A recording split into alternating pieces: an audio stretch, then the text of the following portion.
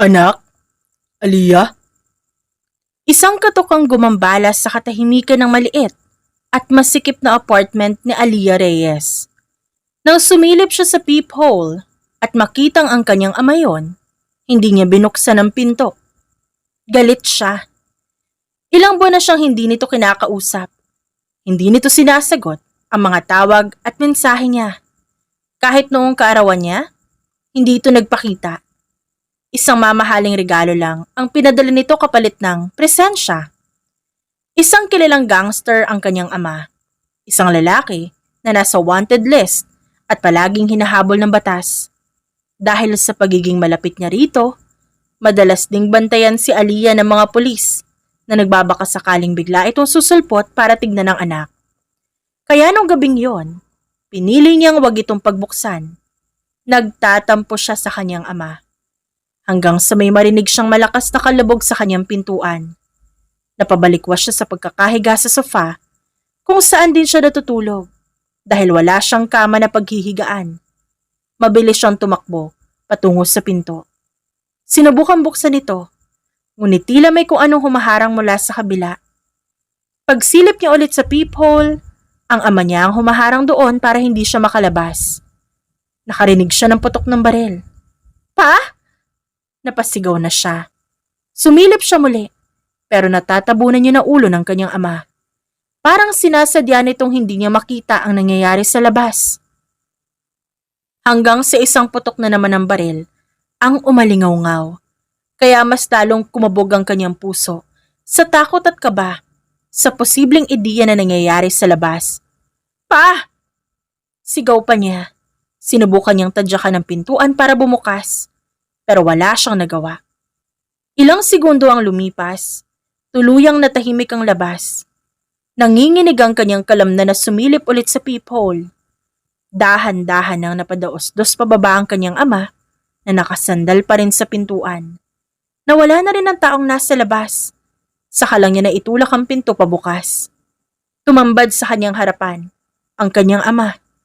Naliligo na sa sarili nitong dugo. Aliyah, Nahihirapan itong inabot ang kanyang muka. Hindi niya pinansin na nagkaroon na rin ng dugo ang kanyang sariling muka. Ang tanging inaalala niya ay ang amang babawian na ng buhay anumang oras. mahal na mahal ka ni Papa. Yun ang huling salitang lumabas sa bibig nito bago ito namatay. Sa mismong harapan niya, brutal at walang awang pinatay ito ng isang lalaking nakaitim. Hindi niya nakita ng malinaw ang mukha ng salarin dahil nakasuot ito ng hoodie.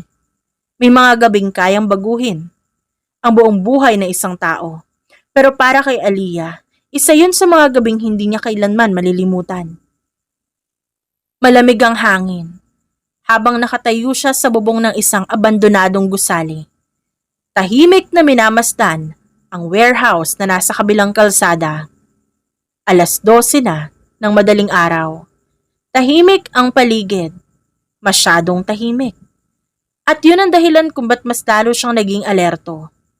Nakasuot siya ng isang itim na leather jacket na bahagyang humahampas sa kanyang mga braso dahil sa hangin. Nakapusod ang mahaba niyang buhok. Nakatutok ang mata niya sa lalaking kalalabas lamang ng warehouse. Si Victor Ramos, isa sa mga informant na ilang buwan na niyang sinusundan at posibleng isa sa mga taong may alam tungkol sa pagkamatay ng kanyang ama. Mariing kumuyom ang kamao ni Aliyah. 11 taon. Mula na makitang dugo ang bumagsak ang ama sa harapan mismo niya. 11 taon mula nang mawalan siya ng tinatawag niyang pamilya. Ilang taon na rin mula na mangako siyang hahanapin niya ang taong responsable sa lahat. At ngayong gabi, pakiramdam niya sa wakas, may mahahanap siyang sagot. Dahan-dahan siyang tumayo bago sinuot ang earpiece. Target is moving. Tahimik niyang sabi. Wala siyang kasama dahil mas gusto niya yon. Mas konting taong kasama, mas konti ang pagkakamaling maaaring mangyari. Mabilis siyang bumaba sa fire escape at tumalon sa susunod na gusali. Sanay na siya. Ilang taon na rin siya nagtatrabaho sa madilim na mundong bahaging ito. Hindi siya pulis o isang kriminal. Isa siyang taong binabayaran para maghanap ng impormasyon, maghatid ng mensahe, at kung minsan gumawa ng maruruming trabahong ayaw gawin ng iba. Hindi niya gusto ang trabaho niya dahil noon pa lang ayaw na ng papa niya na pumasok siya sa parehong gawain na trabaho nito. Pero kailangan niya ito dahil dito siya nakakakuha ng mga lead at sa bawat lead, maaaring maglapit sa kanya sa katotohanan. Mula sa bubong, nakita niya sumakay si Victor sa sasakyan nito. Agad siyang kumilos, sumakay sa sariling motorsiklo at sinimulang sundan ng target. Hindi masikip ang daan, konti lang ang sasakyan, kaya mas madali para sa kanya na hindi mahalata. Ilang minuto ang lumipas nang pumasok ang sasakyan ni Victor sa isang lumang industrial district. Bahagyang kumunot ang noo ni Aliyah. Bakit dito? Bulong niya sa sarili. Napakadelikado ng lugar. Halos wala nang gumagamit ng mga gusali dito. Mabagal niyang pinahinto ang motorsiklo sa isang malalim na iskinita. Pagkatapos, bumaba.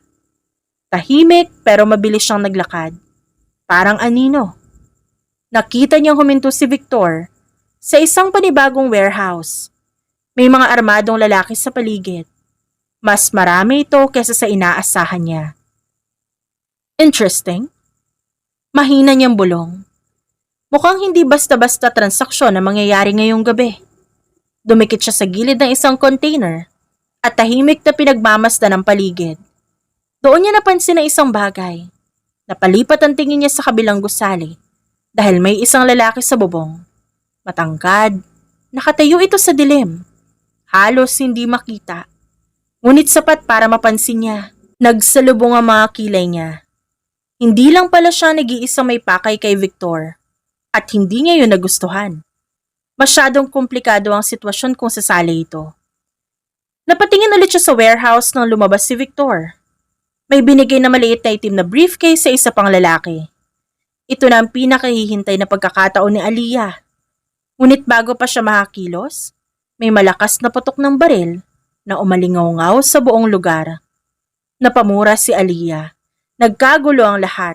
Naglalabasan ng mga armadong lalaki. Nang tumakbo si Victor, agad na kumilos si Aliyah. Mabilis siyang sumugod. Tumalon sa ibabaw ng isang container. Pagkatapos, bumaba sa kabilang bahagi. Kailangan niyang maabutan ng target. Ngunit pagtalon niya, bigla siyang bumangga sa isang matigas na katawan. Ow! Reklamo niya. Halos matumba siya, pero mabilis din siyang nakabawi. Kasabay noon, tinutok niya agad ang baril sa kaharap at ganoon din ang ginawa nito. Nagkaharap silang pareho, may hawak na mga baril, parehong alerto at handang pumutok. Naramdaman ni Aliyah ang pagtaas ng presyon ng dugo niya. Matangkad ang lalaki.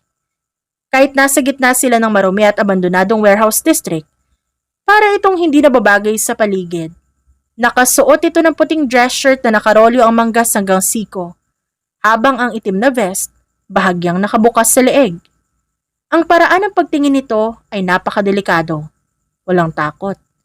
Labis ang pagiging kalmado. Napatingin ng lalaki sa kanya mula ulo hanggang paa. Sinusuri siya nito na para bang wala siyang baril na nakatutok sa mukha nito. Irita agad ang naramdaman ni Aliyah sa kaharap. Makakatakas pa si Victor nang wala sa oras dahil dito. Move! Mariing utos ni Aliyah. Hindi ito gumalaw. Sa halip, bahagyang tinaas nito ang isang kilay. Ikaw ang nakaharang. Halos mawala ng pasensya si Aliyah. Excuse me? I don't like repeating myself. May problema ka ba sa pandinig? Lalong sumama ang timpla ng mukha niya. Masyado itong mayabang. Sa lahat ng gabing maaari siya makaengkwentro ng kung sino-sino. Bakit ito pa? Sa likuran nila, muling umalingaw-ngaw ang mga putok ng baril. Pero hindi pa rin nila inaalis ang tingin sa isa't isa. 3 seconds. Alis. Or what? Mapanghamong tanong ng lalaki. Kaya mas talong tumigas ang panga niya sa pagkairita. Sasabog yung bungo mo. Ngumiti ang lalaki sa sinabi niya at hindi yun nakatulong sa umiinit niyang ulo. Interesting. Napahagat si Aliyah sa loob ng kanyang pisngi. Interesting? Takatakas ang target niya. Naglilipara ng mga balas sa paligid. At ang masasabi ng lalaking to ay interesting? Anong interesting? Ikaw, Ilang porsyento na lang ang pasensya ni Aliyah. Yun na lang ang natitira. Para hindi niya tuluyang paputokan ng lalaking kaharap. Sa gitna ng mga nagliliparang bala, nananatili itong kalmado. Doon pa lang, nakakainis na. Pero mas nakakairita katotohanang napakagwapo nito sa kanyang mga mata. Matalim ang panga, madilim ang mga mata. May bitbit na kumpiyansang tila ba, ipinanganak siya para makuha lahat ng hihilingin niya. Ngunit ayaw niya sa ganung mga lalaki. Sa mga lalaking alam kung gaano sila kapeligro at alam kung gaano sila kagwapo. Isang sigaw mula sa malayo ang pumasok sa kanilang mga tenga. Boss! Napalingon ang kaharap niyang lalaki sa nagmamay-ari ng boses. Hindi pa rin ito binababa ang hawak na baril. Ganon din naman siya. Pero sapat na yung distraction. Nahagip na mata ni Aliyah na tumakbo si Victor sa isang direksyon. Kaya malakas na napamura si Aliyah. Shit! Mabilis siyang sumugod ngunit nahuli na siya. Pagdating niya sa kalsada wala na ang target. Great! Sarkastiko niyang asik bago mariing sinuntok ang pinakamalapit na pader. Ang galing! Napakagaling! Umahapdi na ang kanyang kamay. Ngunit mas masakit ang katotohanang nasayang ang ilang buwang pagsubaybay niya dahil lang sa hambog na lalaki na kabanggaan niya kanina. Isang serye ng mabagal at kalmadong yabagan na rinig niya sa likuran. Hindi niya kailangan lumingon para malaman kung sino yon. where's your target? Tanong ng baritono at tila walang pakialam na boses. Nanginginig siya sa inis na sinamaan ito ng tingin. Kasalanan mo to, kung di ka humarang. Kasalanan ko ba nagmamadali ka? Walang emosyong pabalik na tanong nito. Nanatili itong nakatayo. Walang pakialam, habang nakapamulsa pa ang isang kamay. Ang kalmado nitong mukha ay parang mitsa sa nagliliyab na galit ni Aliyah. Nagmamadali? Napalakas ang boses niya. Tuluyan ang humarap sa lalaki habang nakakuyom pa rin ang kanyang palad. Trabaho ko ang habulin siya at kundi dahil sa pesting pagharang mo sa daan. Nasa kamay ko na sana si Victor ngayon. Bahagyang tinaas ng lalaki ang isang kilay nito. Tila hindi man lang ito tinabla ng galit na ibinabato sa kanya. Correction. Ikaw ang bumangga sa akin. Kung titignan mo ang paligid, malawak ang kalsada. Malawak ang eskinita. Pero sa akin ka pa rin sumalpok. Dahil bigla kang sumulpot. Sino ka ba sa akala mo? At anong ginagawa mo sa gitna ng operasyon ko, ha? Tinignan lang ng lalaki ang daliring nakaturo sa kanya. Bago muling binalik ang madilim na tingin sa mga mata ni Aliyah. Isang tipid at nakakatunaw ng ngisi ang gumuhit sa mga labi nito. Isang klase ng ngisi na alam nitong may epekto sa kausap. Ang mas magandang itanong, Lumapit pa ito ng konti. Sapat para maamoy ni Aliyah ang mamahalin nitong pabango. sino ka? Para questionin ako sa teritoryo ko. Napaatras ng bahagya ang dila ni Aliyah. Teritoryo? Bago pa siya makasagot, tinalikuran na siya nito at nagsimulang maglakad palayo. Ayusin mo ang focus mo sa susunod, agent. Para hindi ka naiiwanan ng target. Pahabol na sabi ng lalaki nang hindi lumilingon. Tinaas pa ang isang kamay bilang pamamaalam. Napasinghap si Aliyah. See you around, trouble. Pahabol pa nitong sabi. At bago pa makapagbitaw ng isa pang mura si Aliyah, tuluyan na ito naglaho sa dilim, kasama ang mga tauhan nito. Naiwan siya nakatayo doon. Masama ang timpla, walang nakuha sa misyon. Hindi niya alam kung sino ang lalaking yon. Ngunit isang bagay ang sigurado. Kapag nagkita silang muli, may isa sa kanila masasaktan at wala siyang balak na maging siya yon. Hindi naging maganda ang sumunod na 3 araw para kay Aliyah. 3 araw na wala siyang lead. 3 araw para siyang naghahabol ng multo sa dilim. At sa loob ng 3 araw na yon, paulit-ulit na sumasagi sa isip niya ang mukha ng lalaking nakabangga niya sa kalagitnaan ng kanyang palpak na misyon. Nakakainis.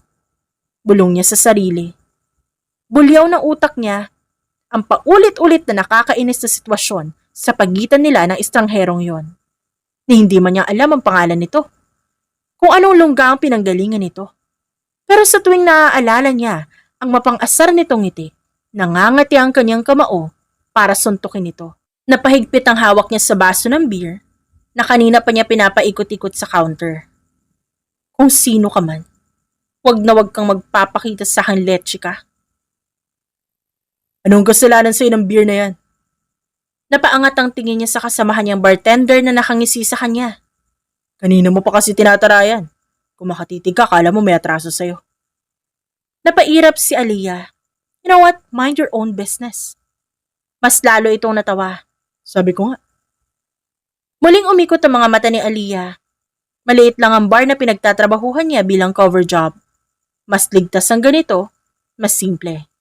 Hindi lahat ng tao sa buhay niya kailangan malaman kung anong totoong pinagkakakitaan niya para mabuhay.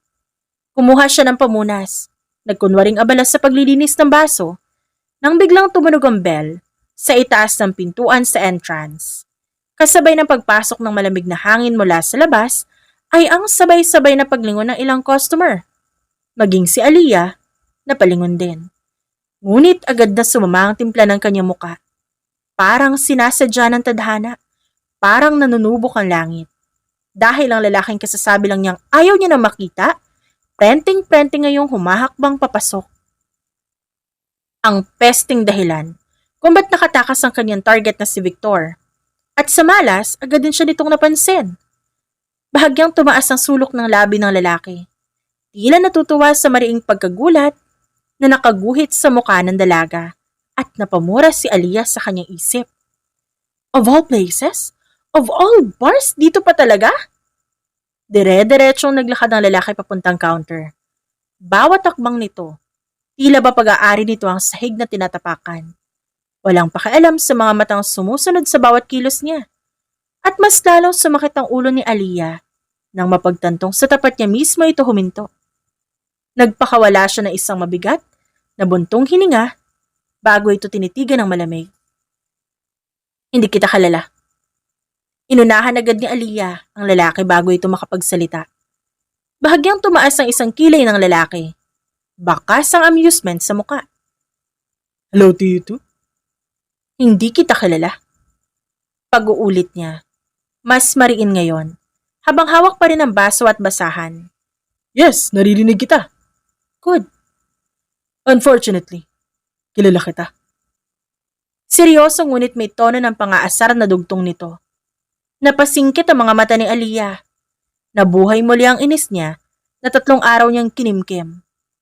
Unfortunately? Bungad mo pa lang kasi galit ka na. What do you want? Gusto mo bang umiti ako sa'yo?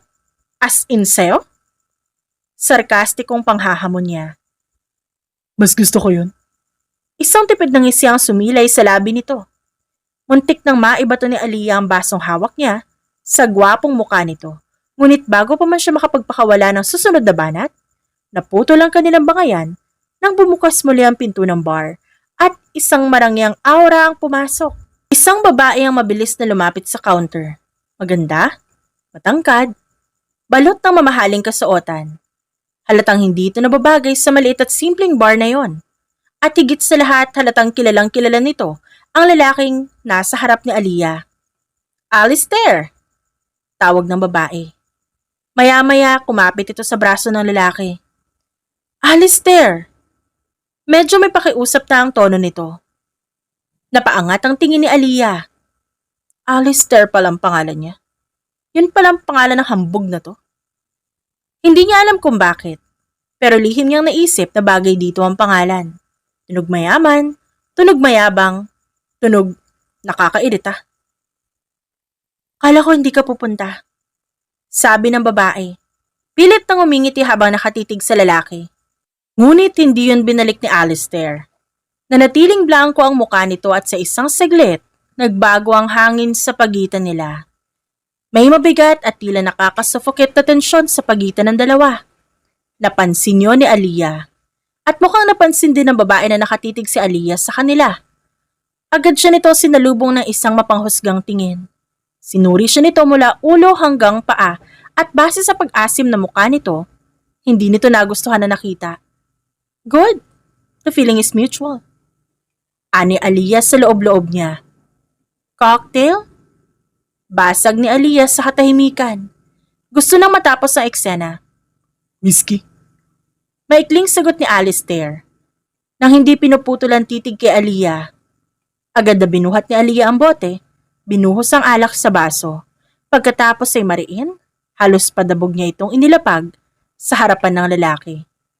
Bahagyang napatingin si Alistair sa baso na umugas sa lakas ng pagkakalapag niya, bago muling binalik ang madilim na tingin sa kanya. Tinatakot mo ba ako? Hindi. Walang kurap na sagot ni Aliyah. Sayang.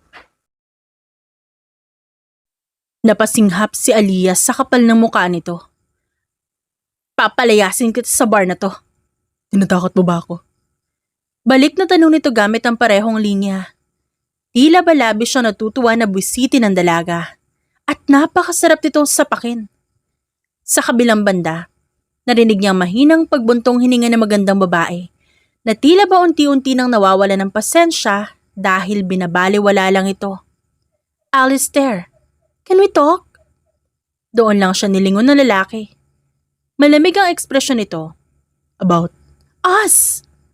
May pagsusumamo sa boses nito. Hindi sumagot si Alistair. Nanatili siyang tahimik, walang emosyon. At sa unang pagkakataon, mula nang pumasok ito, nakita ni Aliyah ang isang sulyap ng kung anong mabigat at madilim na nakatago sa likod ng mga mata ng lalaki. Ngunit tila isang kurap lang ng mata agad din yung nawala. There's no was, Celeste. Tila huminto ang ikot ng mundo sa loob ng bar. Natahimik maging background music. Kitang-kita ang sakit na gumuhit sa mukha ni Celeste. Ngunit mas nanaig ang pride nito, kaya pinilit itong panatilihing tuwid ang tayo. You're still angry? No, Then why are you acting like this? because I don't care anymore. Brutal at direktang sagot ni Alistair. Aray! Halos mapangiwi si Aliyah sa gilid. Namamangha siya sa walang prenong bibig ng lalaki. Napakabagsik ng mga salita nito. Sa tabi niya, tahimik na natawa ang kasamahan niyang bartender. May drama. Agad na siniko ni Aliyah ang tagiliran nito para patahimikin. Muling nagsalita si Celeste. Binababa ang huling barahan niya. I missed you. At yun ang kauna-unahang pagkakataon na nakita ni Aliyah ang natigilan si Alistair. 1 segundo, 2 segundo, 3 segundo ang lumipas na tila walang gustong huminga. Inasahan ng lahat na lalapit si Alistair kay Celeste upang amuin ito. Ngunit sa halip na gawin yon, dahan-dahang humarap ang lalaki kay Aliyah. Isang kakaibang ngiti ang gumuhit sa mga labi nito. Naramdaman agad ni Aliyah ang panganib. Isang malaking babala sa kanyang utak ang sumisigaw na dapat na siyang tumakbo at magtago ngayon. Ngayon din. Ngunit huli na ang lahat. Mas lalong lumapit si Alistair sa counter. Halos ilang pulgada ang pagitan ng kanilang muka. Naningkit ang mga mata ni Aliyah at binalot siya ng kaba. What? May favor ako. Mahinang wika nito na tanging sila lang ang nakakarinig. No? Mabilis na putol ni Aliyah. Hindi pa niya alam kung ano pero automatikong no ang sagot niya. Hindi mo pa naririnig. Still no? Tulungan mo ako. Absolutely not. 1 minute. No. 30 seconds. No. 10 million. Tumigil ang mundo ni Aliyah. Ang buong bar ay binalot na nakakabinging katahimikan sa kanyang pandinig. Teka, anong sabi mo? I will give you 10 million. Halos malaglag ang hawak na baso ni Aliyah. Hindi yun maliit na pera. Hindi rin yun normal na halaga para sa isang simpleng pabor. At sa halip na matuwa, mas lalo siyang kinabahan. Walang matinong tao ang magtatapon ng ganun kalaking halaga para sa wala. Kailangan kita. Sabi pa ni Alistair. Tumingin si Aliyah kay Alistair pagkatapos kay Celeste na noon ay namumutla na sa galit at gulat at muling binalikan tingin sa lalaki. Doon niya tuluyang naintindihan ang laro nito. Gagamitin siya nito para tuluyang itaboy ang ex. No. Bahagyang umiti ang lalaki. Yes. No! Yes. No! You're perfect. Excuse me? Singhal niya dito. Tumango lang ito. Exactly my point. Mas lalo siyang naguluhan at mas lalong nairita sa mga hirit nito. Ngunit bago pa man siya makabuo ng panibagong pagmumura sa isip, may inilapag si Alistair sa ibabaw ng counter. Isang makapal at mabigat na brown envelope. Tahimik na dinala ni Aliyah ang kanyang kamay para buksan yon. At sa isang sulya pa lang, sa laman nito tuluyan ang natigilan ng kanyang buong pagkatao. Nawala ang kanyang inis. Nawala ang galit na kanina pa sumasabog sa dibdib niya. Nawala lahat ng ingay sa paligid dahil ang laman ng envelope ay mga litrato, mga dokumento, mga lumang ulat ng pulisya at isang pangalang halos 11 taon na niyang hinahanap araw at gabi. Ang nag-iisang pangalan na konektado sa gabi kung kailan pinaslang ang kanyang ama. Nanlamig ang kanyang buong katawan. Tila ba binuhusan siya ng yelo. Mabagal at may panginginig niyang inangat ang kanyang tingin. Wala na ang mapang-asar ng ngiti ni Alistair. Seryoso na ang mukha nito. Madilim at puno ng otoridad ang mga mata. Wala na ang bakas ng biro o laro kanina. Wala ka pa ring lead, diba? Nanatiling pipis si Aliyah, hindi makapagsalita. Hinaharap mo ang pumatay sa tatay mo. Nanlaki ang kanyang mga mata. Paano nito nalaman ang sikretong matagal niya nang ibinaon sa ilalim ng kanyang huwad na pagkakakilanlan? At parang nabasa ni Alistair ang nagpupumiglas na tanong sa kanyang isipan. Mabagal nitong tinulak ang envelope nang mas malapit sa dibdib ng dalaga. Kilala kita, Aliyah. At ako lang may hawak ng mga sagot. Sa 11 taon mong hinahanap. Napakatahimik ng buong paligid. Para bang sa segundong yon huminto ang oras para sa kanilang dalawa. At sa unang pagkakataon, mula nang magtagpo ang kanilang mga landas sa magulong warehouse na yon. Hindi niya na nakilala ang sarili. At hindi niya na rin nakikita si Alistair Dixon bilang isang nakakainis na estranghero na sumira sa kanyang misyon, kundi bilang isang natatanging susi sa hustisyang hinahanap niya. Anong kapalit? Mababa. Seryoso. At halos manginginig na boses na tanong ni Aliyah. Agad siyang sinagot ni Alistair. Diretso, walang pag-aalinlangan at malinaw ang bawat salita. Magpanggap kang girlfriend ko. Natigilan si Aliyah. Naniga siya sa kanyang kinatatayuan.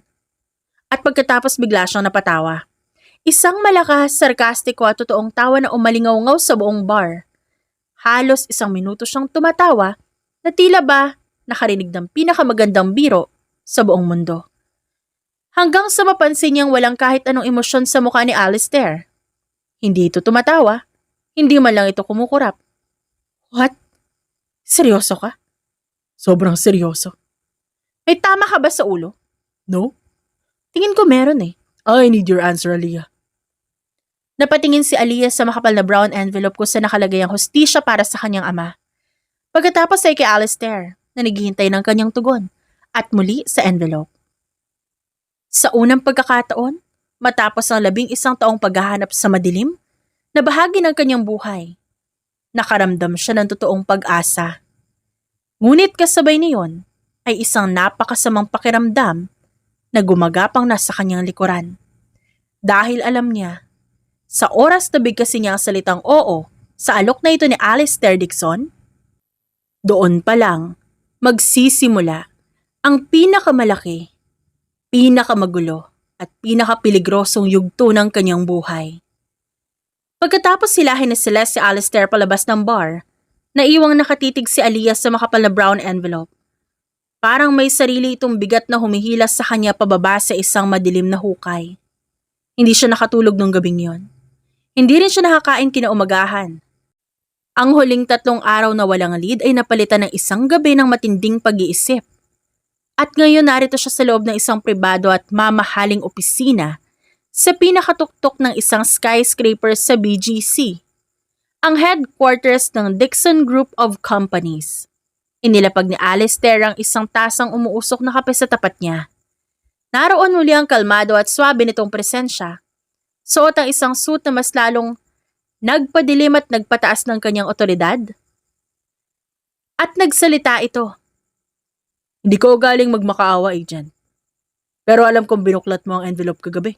At alam ko na alam mo na kung ano nakataya dito. Mariing napalunok si Aliyah. Tama ito. Hindi lang niya binuklat ang envelope. Puyat niyang hinalughog ang bawat pahina nito. Ang tatay mo? Hindi siya namatay sa isang simpleng engkwentro ng mga pulis at kriminal bilang isang kriminal. Na alam mo naman, di ba? 11 taon na nakakaraan. And we are sure, he wasn't just a casualty, Aliyah. He was targeted. Paano mo nalaman ang lahat ng to? Malamig na tanong ni Aliyah.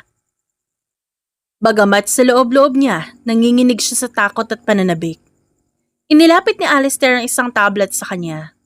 May pinakitang lumang perma at mga transaksyon ng mga dummy companies. Dahil ang pumatay sa ama mo, hindi basta-bastang sindikato.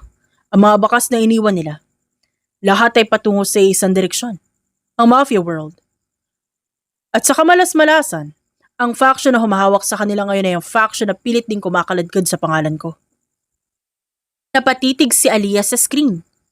Ang mga pangalan ng mga opisyal, ang mga code ng mga kargamento, mga detalyeng 11 taon niyang hiningi sa ahensya. Pero laging sinasabing classified o dead end. Ngunit dahil sa isang mafia boss na si Alistair Dixon, nakalatag ang lahat sa harap niya. May connection sa mafia ang pagkamatay ng kanyang ama. Ang mundong pilit niyang iniiwasan bilang agent, ang siya palang pumatay sa nag-iisa niyang pamilya. Bakit ako? Tanong ni Aliyah. Tinitignan ng diretso ang madilim na mata ni Alistair. Sa dami ng pwedeng bayaran para magpanggap na girlfriend mo para layuan ka ni Celeste ng pamilya niya, at isang agent na binangga mo lang sa isang iskinita ang pinili mo. Isang tipid at mapang-asar ng ngisi ang sumilay sa labi ni Alistair. Ang pamilyar ng ngising kinaiinisan niya nung una silang magkita, ngunit ngayon, may kasama ng kakaibang kilabot. Dahil hindi ka madaling mamamatay, ang mundong papasukin natin kapag naging tayo ay mundo na puno ng buwaya. Celeste family belong to the underground. Kung kukuha ako ng ordinaryong babae o modelo, baka bukas lumulutang na ang bangkay niya sa Pasig River. But you can fight back. At higit sa lahat. Tumayo si Alistair. Lumapit sa kinalalagyan niya at pinatong ang isang puting papel sa ibabaw ng lamesa. Isang opisyal na kontrata. May motibo ka para protektahan ang posisyon ko. Dahil nakasabit dito ang hustisya para sa ama mo. I will help you destroy them from the inside. You help me keep them away from my throne. Tinitigan ni Aliyah ang papel. Mutual non-disclosure and relationship agreement. 100 million pesos. Full access to the Dixon Intelligence Network. Duration 6 months. Kala ko naman 10 million lang. Baka sabihin mo namumulubi ako. Dadagdagan ko pa yan kapag nagustuhan ko ang trabaho mo. Napabuntong hininga si Aliyah. Gusto ng utak niyang tumanggi. Mapanganib. Ngunit nang titigan niya ang pangalan ng kanyang ama na nakasulat sa kalakip na ulat ng mafia, alam niyang wala na siyang ibang daan. Ito lang ang kanyang nag-iisang pagkakataon. Ito ang alok na kahit kailan, hindi niya kayang tanggihan. Mabagal niyang hinawakan ng ballpen. Sa isang mabilis na swish ng tinta, sinulat niya ang kanyang pirma sa tapat ng kanyang pangalan. First contract, signed. Inabot ni Alistair ang papel. Tinignan ang kanyang pirma, binalik ang paningin sa kanya, at kasabay niyon, ang unti-unting pagbabalik ng kanyang mapang-asar, ngunit nakakatunaw na karisma. Welcome to the team, sweetheart. Wika ni Alistair. May pilong diin sa huling salita. Huwag mo ko matawag-tawag na ganyan ah. Kung ayaw mo mabalik ko yung panga mo bago pa matapos ang 6 na buwan. Pagbabanta ni Aliyah habang tumatayo at isinusuot ang kanyang leather jacket. Masanay ka na. Dahil simula sa gabing ito, ang buong bansay kailangan maniwala na baliw ka sa akin. Tumatawang sagot ni Alistair habang inaayos ang kanyang sleeves.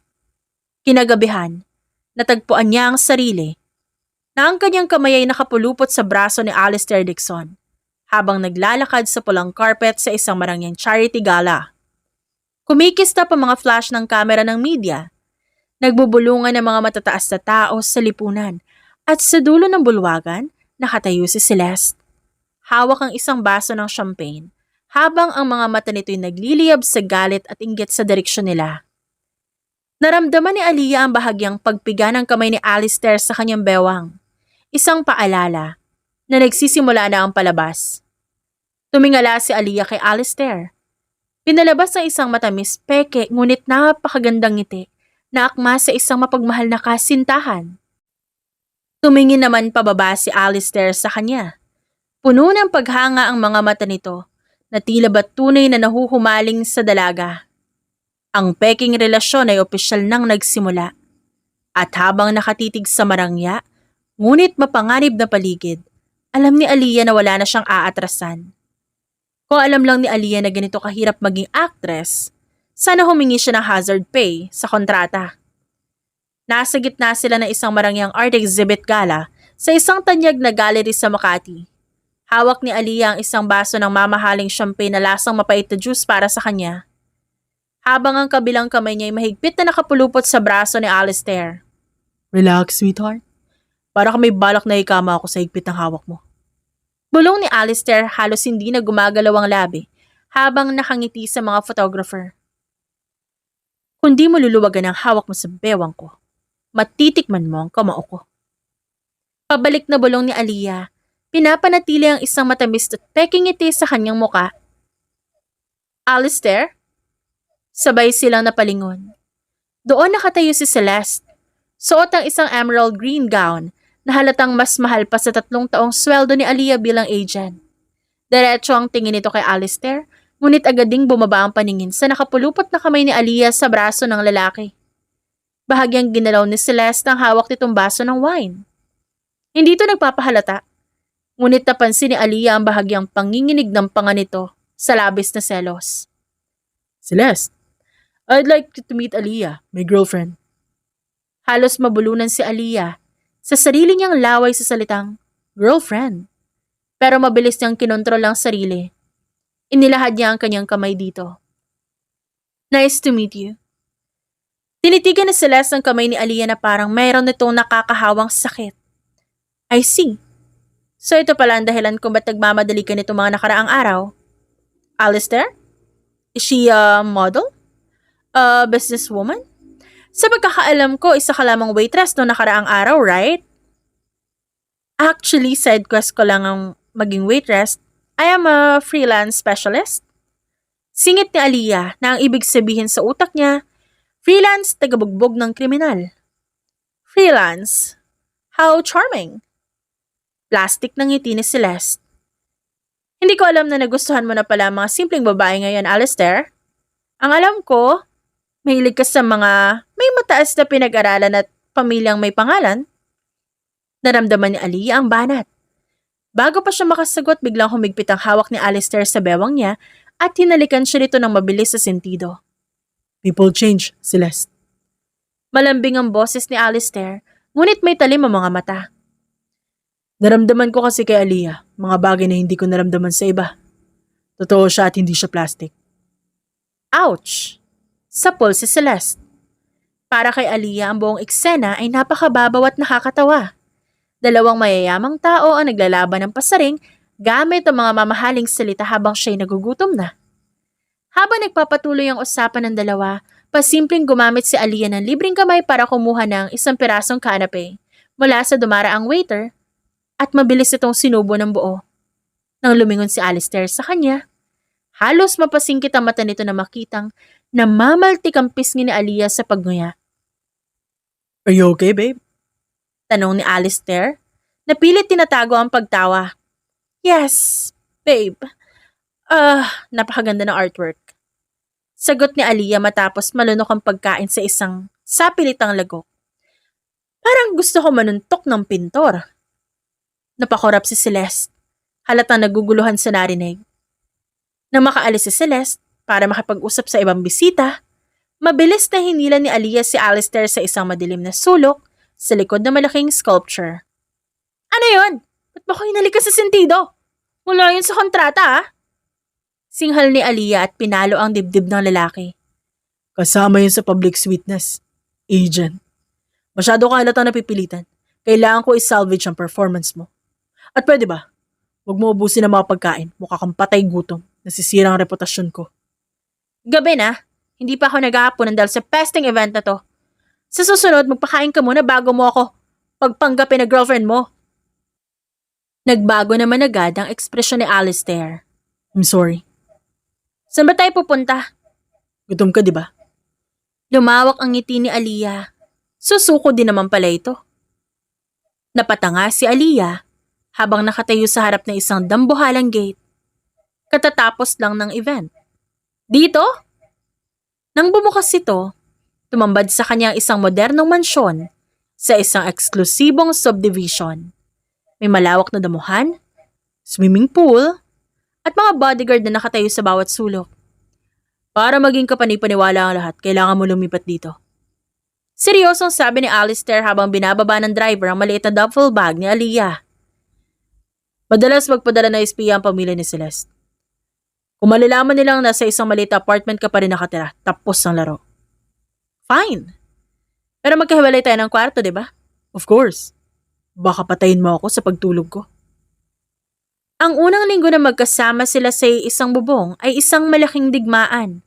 Madalas sila magbangayan sa pinakamaliliit na bagay.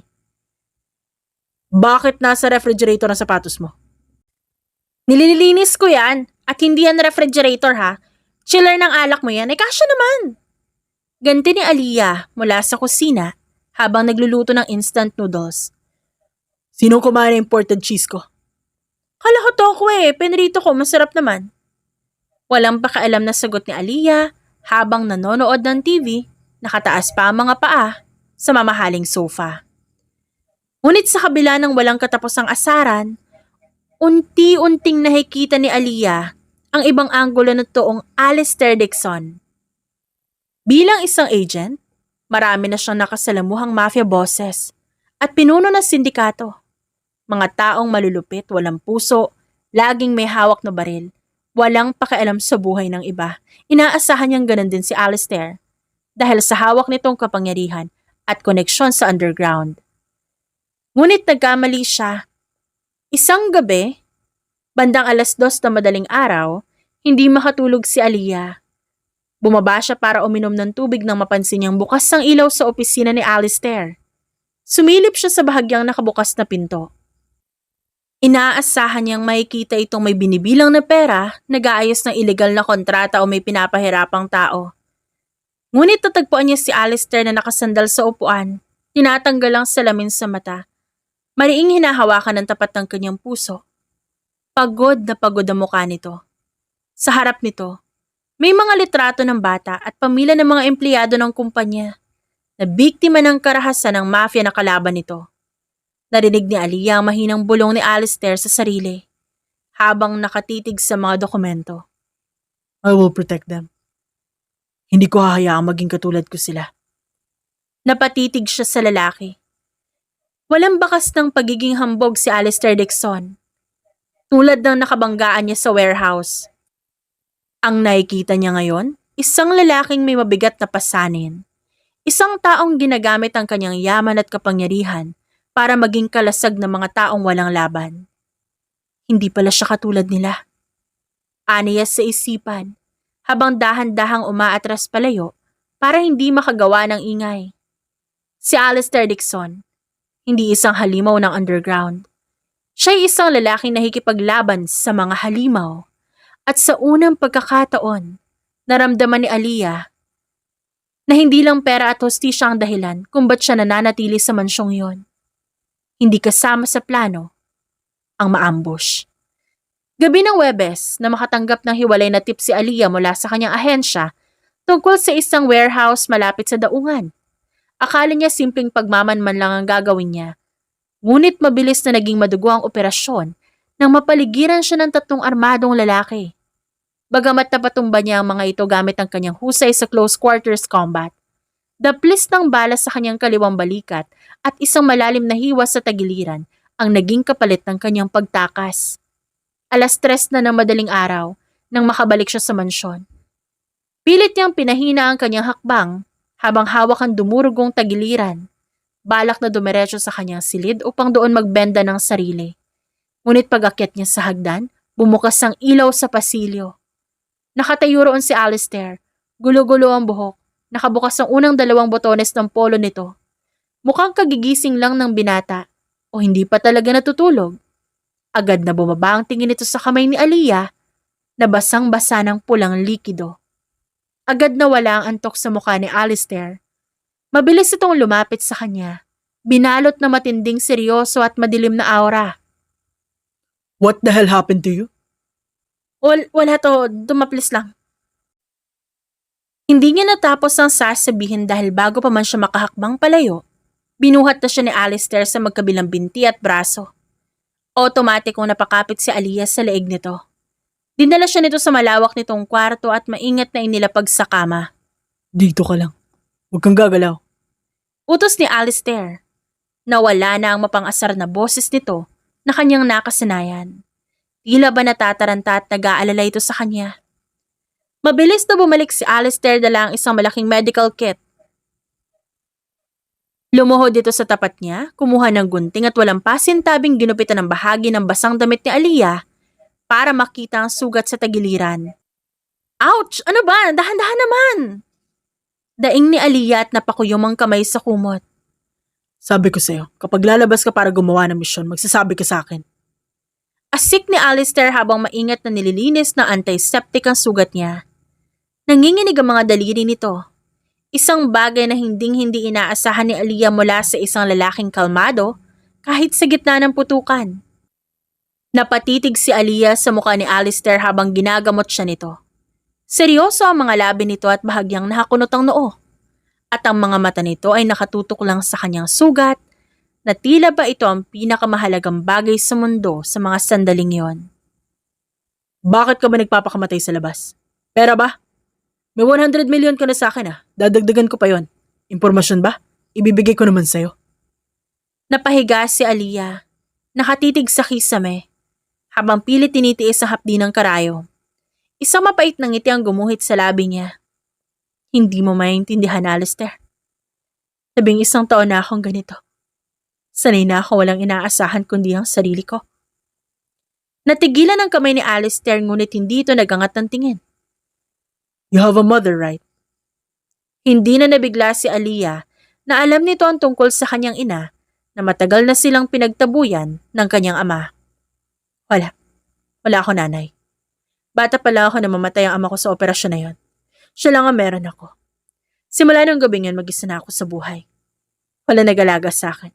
Wala nagtanong kung okay lang ako. Wala nagbenda ng sugat ko. Natuto ako na maging matigas dahil kung hindi, matagal na akong patay.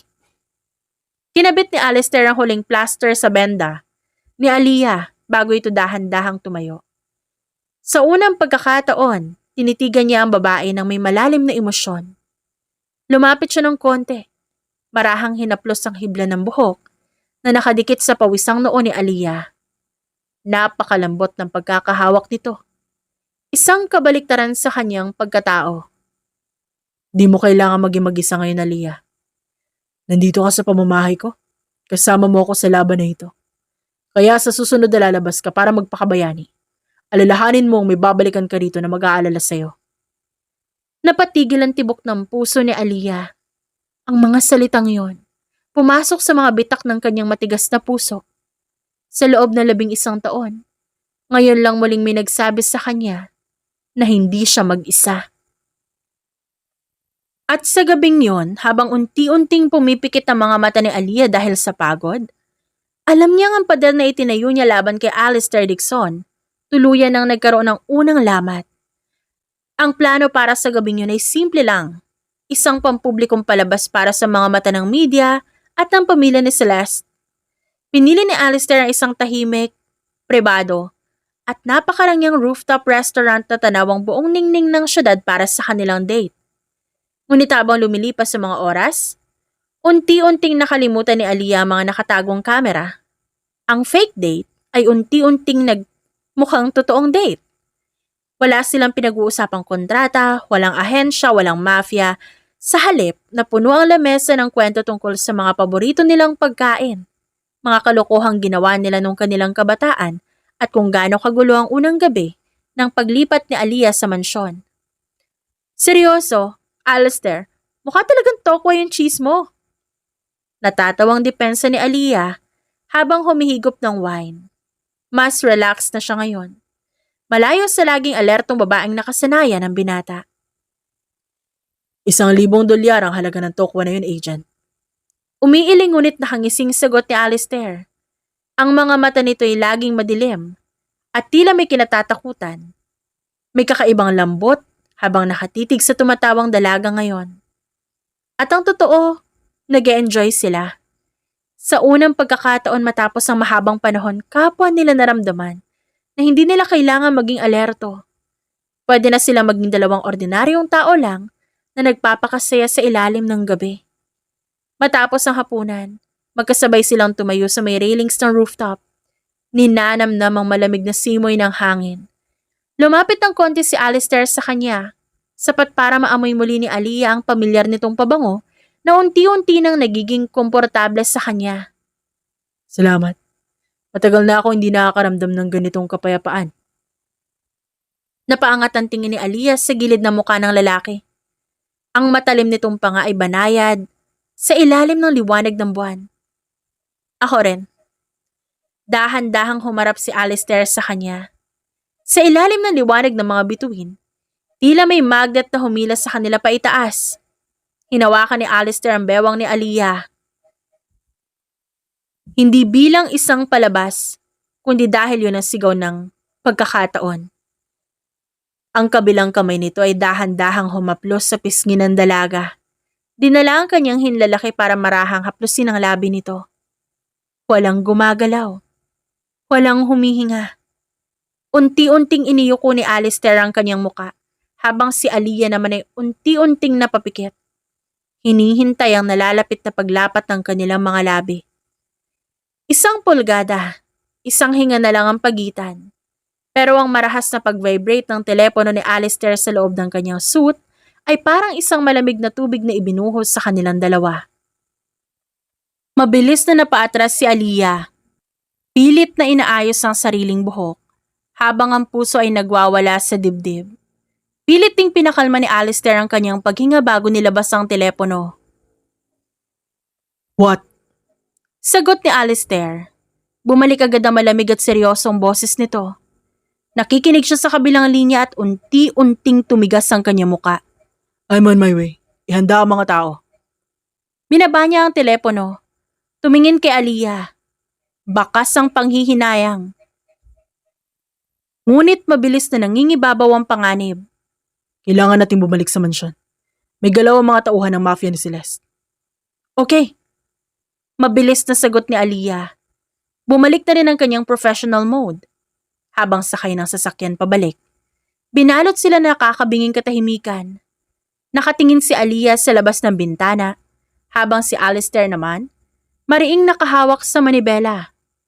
Ang hangin sa loob ng sasakyan ay mabigat. Hindi dahil sa emergency na kanilang kakaharapin, kundi dahil sa katotohanang pareho nilang alam kung ano na ang muntik mangyari sa rooftop kanina. Pareho nang nahuhulog ang kanilang mga puso.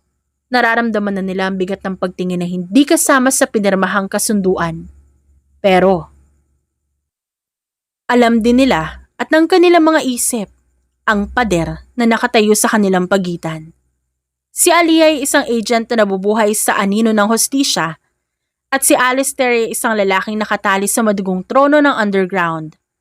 Ang mahulog sa isa't isa ay nangangahulugan ng mas malaking kahinaan na pwedeng gamitin ng kanilang kalaban para sila'y sirain.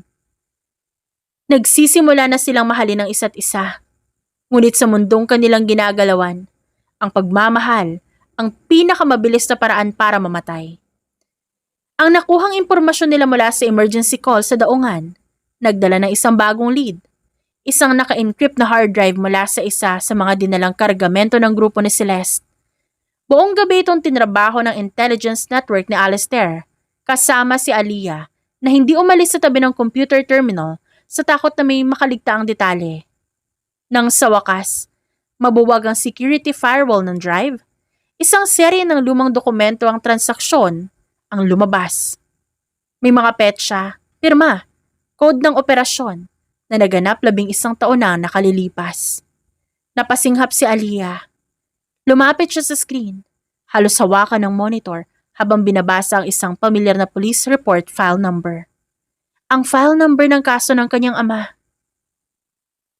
Hindi ito ordinaryong pag-atake ng mga lokal na kriminal. Bulong ni Aliyah. Nanlalaki ang mga mata habang binabasa ang mga kalakip na autopsy report at crime scene analysis na binago ng kung sinong may mataas na kapangyarihan. Lumapit si Alistair sa likod niya. Ang mga mata nito'y seryosong nakatutok sa screen. Tignan mo ang watermark sa gilid ng bawat dokumento. Hinalughog ni Aliyah ang gilid ng file. Isang maliit, silyadong simbolo ng isang mitsyang may 3 pako. Ang opisyal na selyo ng Mafia Council. Ang pumatay sa ama mo, hindi lang basta-bastang hitman na inuupahan sa tabi. Mababa at seryosong wika ni Alistair. Ang nagutos ng pagpaslang sa kanya ay isa sa pinakamataas na pinuno ng council. Ang pinakatoktok na underground. Naramdaman ni Aliyah ang paglamig ng kanyang sikmura. Mas lumalaki ang kaso. Ang akala niyang personal na paghihiganti laban sa isang kriminal, isa palang digmaan laban sa buong sistema ng mafia na nagpapatakbo sa anino ng bansa, mas mataas kay Alistair. Habang patuloy na sinusuri ni Aliyah ang mga file sa drive, may isang folder siyang nabuksan na bahagi na na-recover ng kargamento. Isa itong personal na database na pag-aari mismo ni Alistair. Naglalaman ng mga lihim na pakikipag-usap ni Alistair sa ilang impormante. 3 taon na nakakalipas at ang paksa, ang pag-atake sa ama ni Aliyah. Nanigas siya sa kinauupuan. Mabagal siyang tumayo at humarap kay Alistair na noon ay papasok sa silid, dala ang 2 tasa ng kape. 3 taon. 3 taon mo nang alaman tungkol sa council at sa koneksyon nila kay Papa? Napatigil si Alistair. Maingat niyang binaba ang mga tasa bago sinalubong ang nanunuring tingin ng dalaga. Aliyah, makinig ka muna. Sumagot ka nga, Alistair. Matagal mo na silang binabantayan. Alam mo kung sino ang mga sangkot, hindi mo lang alam ang buong katotohanan. Pero may hawak kang piraso ng puzzle bago mo pa ako banggain sa eskinita na yon. Tama ako, hindi ba? Hindi ko alam na ikaw ang anak niya hanggang sa makuha ko ang profile mo matapos ating magkabanggaan. Depensa ni Alistair. Humakbang palapit ngunit mabilis na napaatras nang ilabas ni Aliyah ang kanyang tactical knife. Pero ginago mo pa rin ako? Asik niya. Nanginginig ang buong katawan sa tindi ng sakit at pagkabigo. Ginamit pa yung kahinaan ko eh. Ang paghahanap ko sa tatay ko para makuha ang serbisyo ko bilang shield mo laban kay Silas at sa council. Ginawahan mo akong pain. Ginagawa ko ito para protektahan ka. Kung nalaman mo agad, susugod ka na mag-isa at papatayin ka nila. Tapos na ang kasunduan, Alistair. I'm out. Humarap siya at kinuha ang kanyang jacket at ang hard drive. Dire-diretsong naglakad palayo. Kahit anong tawag at habol ni Alistair, hindi lumingon si Aliyah. Iniwan niya ang mansyon. Iniwan niya ang lalaki na nagparamdam sa kanya na hindi siya mag-isa. Dahil sa huli, napatunayan niyang sa mundong ito, sarili lang talaga niya ang pwede niyang asahan. 2 araw matapos iwan si Alistair, nagpa siya si Aliyah na sundan ang nag-iisang natitirang lead sa hard drive ng mag-isa. Isang lumang abandonadong shipping yard sa gilid ng Maynila, ang tinuturo ng huling koordinasyon ng transaksyon ng Mafia Council. Umuulan ang gabing yon. Hawak ang kanyang baril. Maingat na pumasok si Aliyah sa madilim na kinakalawang na gusali. Ngunit bago pa man siya makahakbang patungo sa gitna, isang biglaang pagsabog ng liwanag ang bumulaga sa kanya. Isang impact ng baril ang tumama sa kanyang kamay. Dahilan upang mabitawan niya ang kanyang hawak na baril at bago pa siya makabawi ng posisyon, 5 armadong lalaki ang nakamaskara ang sumugod sa kanya. Lumaban si Aliyah gamit ang lahat ng lakas niya, nanuntok na nipa ng bali ng braso.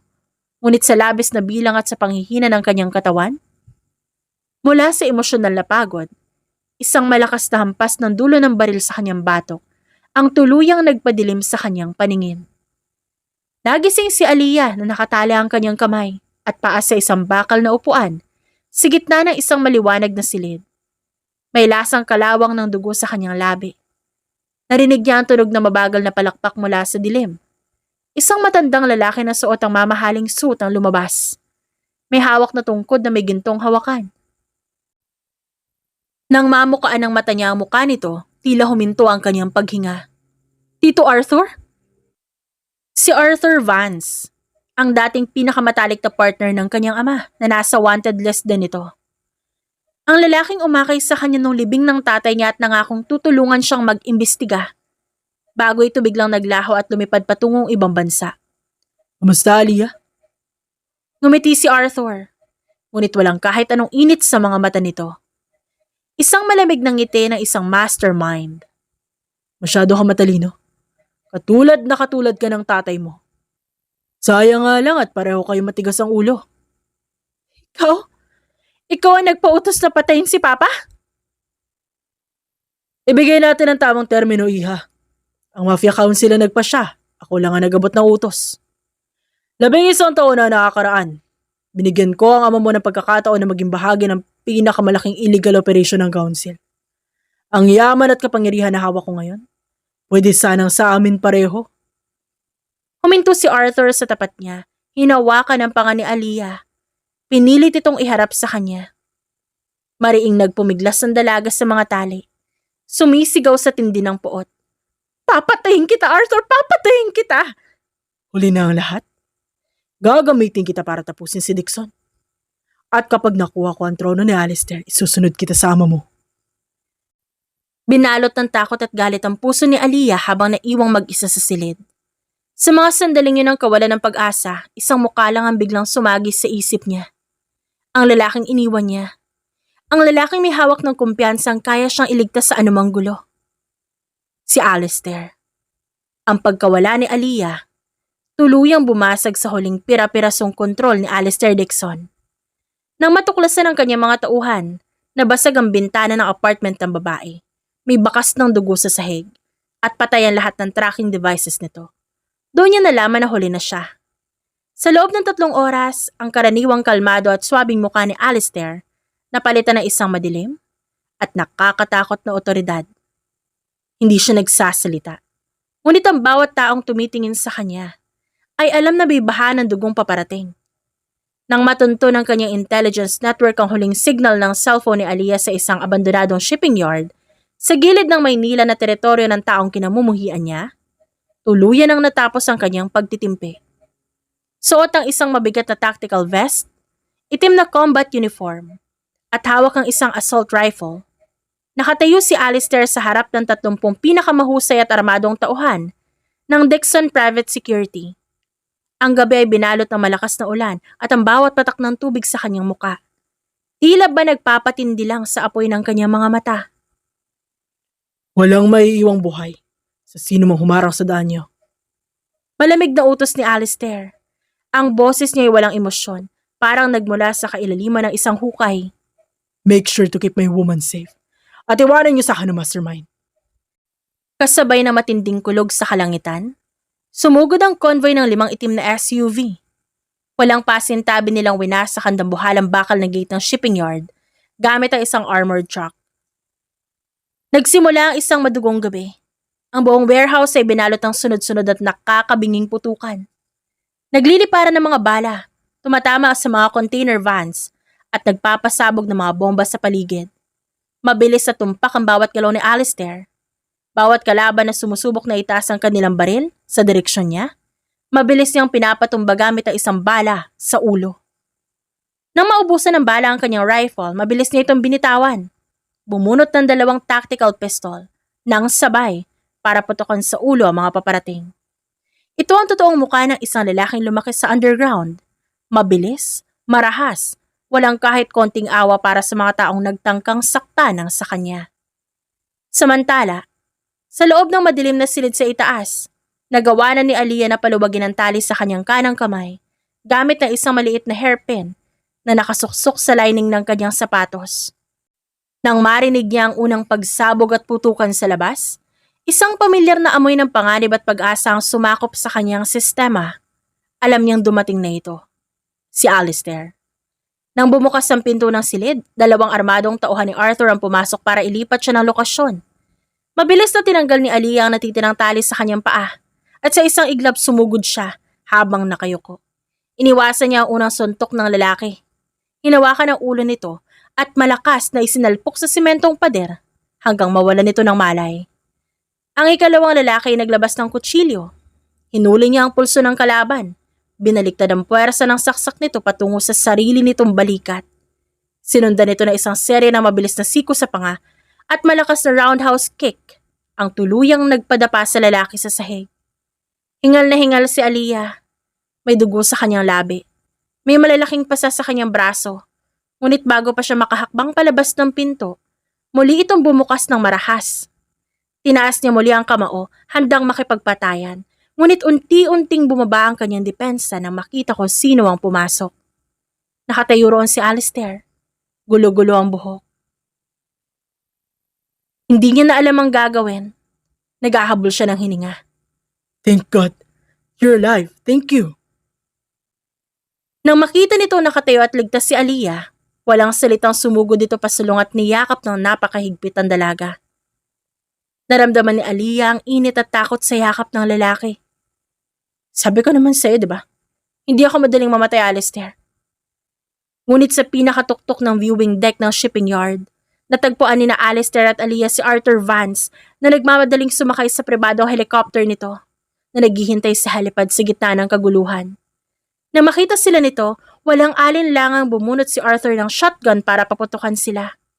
Mabilis na hinila at tinulak ni Alistair si Aliyah sa likod ng isang malaking container van para maprotektahan ito. Ngunit ang bala ay tumama sa kanyang sariling kaliwang hita. Isang ungol lang lumabas mula kay Alistair bago dahan-dahang lumuhod. Mariing hinawakan ng dumurugong binti. Alistair! Kabadong sigaw ni Aliyah. Nagawa ni Arthur na makahakbang paakyat sa gilid ng helicopter. At unti-unti nang umikot ang talim nito para lumipad pa itaas. Ngunit bago pa ito tuluyang makaalis, sumugod si Aliyah sa gitna ng mga nangyayari. Sa isang malakas na talon hinila niya ang paa ni Arthur pababa. Dahilan upang kapwa sila bumagsak ng marahas sa sahig. Nabitawan ni Arthur ang hawak nitong baril na mabilis na gumulong palayo. Gumapang si Aliyah, binaliwala ang sakit ng kanyang katawan. At unang nakakuha sa baril. Dahan-dahang tumayo si Aliyah at ang kanyang mga matay nagliliyab sa 11 taong naipong puot, puyat at mga gabing umiiyak siya dahil sa pangungulila.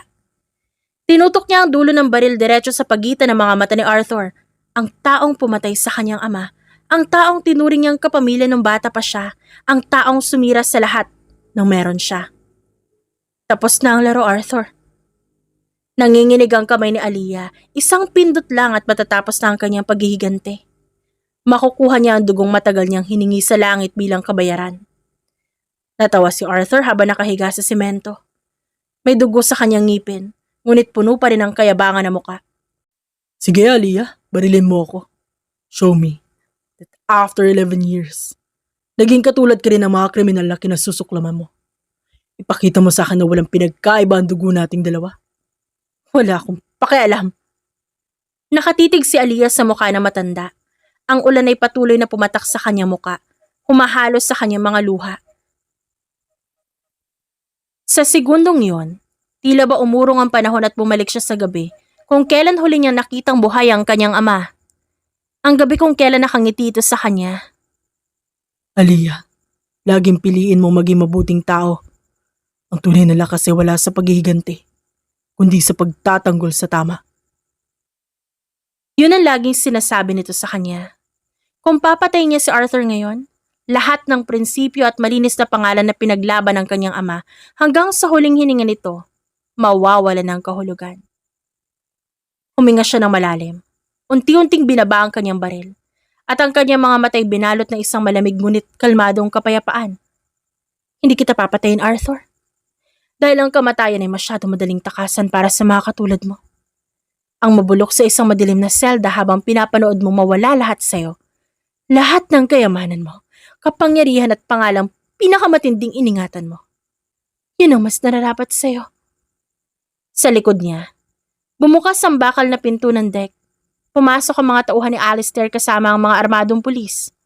Mabilis nilang pinaliputan, pinadapa at pinusasan si Arthur Vance.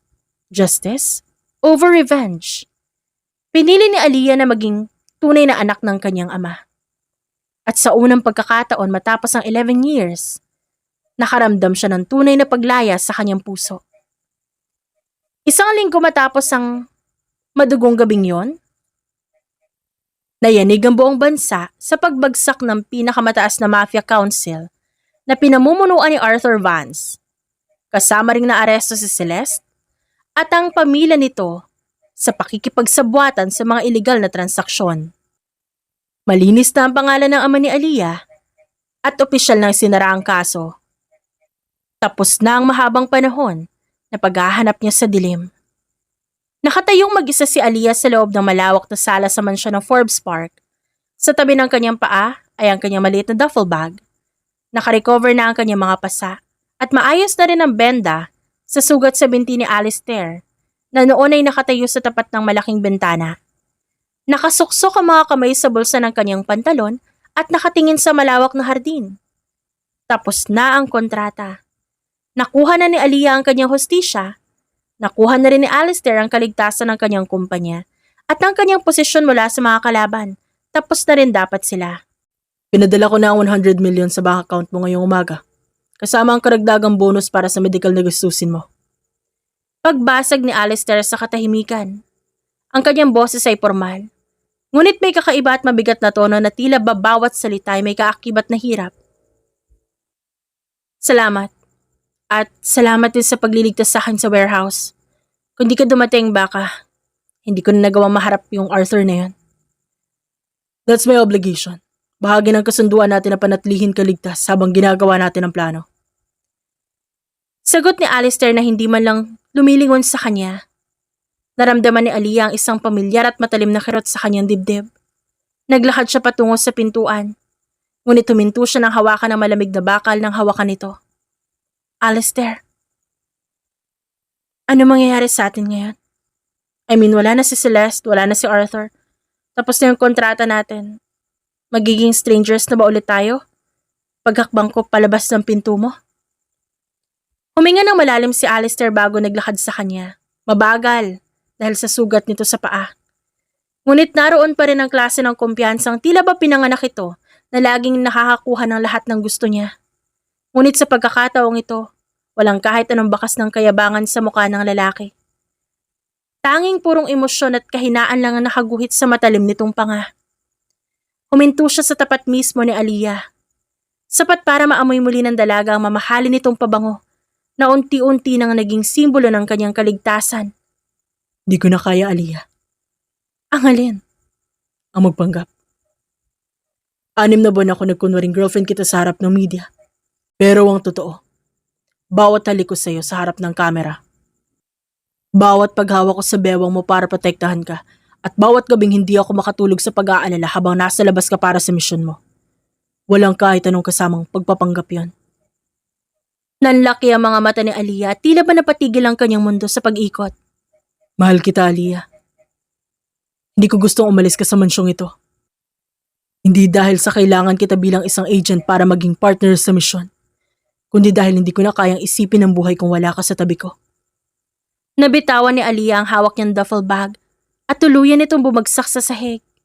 Lahat ng inis at lahat ng takot at lahat ng pader na itinayo niya laban sa lalaking ito mula nung magkabanggaan sila. Tuluyan ang gumuho sa isang saglit.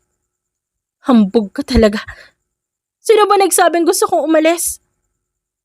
Aniya na may kasamang luha at magkahalong ngiti sa kanyang labi habang pinipigilan ang kanyang emosyon. Bago pa man makasagot si Alistair, si Aliyah na ang humila sa necktie ng lalaki pababa para ilapit ang mukha nito sa kanya. At doon, sa gitna ng tahimik at malawak na silid, tuluyan ang naglapat ang kanilang labi. Isang halik na walang kasamang kontrata, walang bayad na 100 million peso, at walang mga nakatagong kamera ng media o espiya ng mafia. Isang halik na puno ng pangungulila at pagod, na sa wakas ay nakatagpo ng sarili nitong tahanan at kapayapaan sa piling ng isa't isa. Naramdaman ni Aliyah ang kamay ni Alistair na humigpit sa kanyang bewang. Tinataas siya ng bahagya habang pinapalalim ang bawat sandali ng kanilang paghaharap. Ang lalaking kalmado sa gitna ng putukan, siya palang lalaking magiging kanlungan ng kanyang puso sa habang buhay. Ang kanilang kwento ay nagsimula sa isang huwad na kontrata ng kasinungalingan, ngunit natapos sa isang totoong pag-ibig na walang katapusan. At dyan nagtatapos ang ating kwento ngayong araw. Maraming salamat po sa inyong pagtutok hanggang sa muli. Paalam!